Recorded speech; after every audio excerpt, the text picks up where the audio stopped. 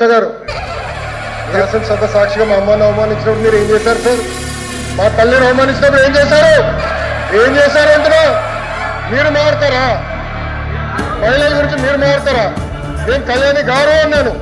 నాకు ఆ మహిళలు గౌరవిస్తే మా అమ్మ నాకు నేర్పించింది సార్.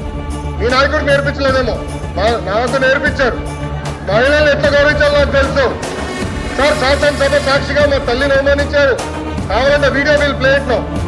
ఆడియో ఉంది దాంట్లో క్లియర్ గా. ఒక తల్లి ఆవేదన బాధ నాకు తెలుసు సార్. నేను చూసా. 3 నెలలు పట్టింది మా తల్లి రికవర్ అయ్యడానికి. You please don't lecture me on respecting women. మహిళ అంటే నాకు గౌరవం సార్. ఆయన ఫార్వర్డ్ రెస్పెక్ట్ ఉంది.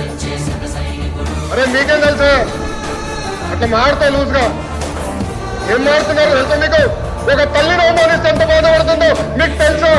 నేను చూశాను 3 నెలలు, 100 రోజుల బాధ నేను చూశాను. మీరు చూసారా?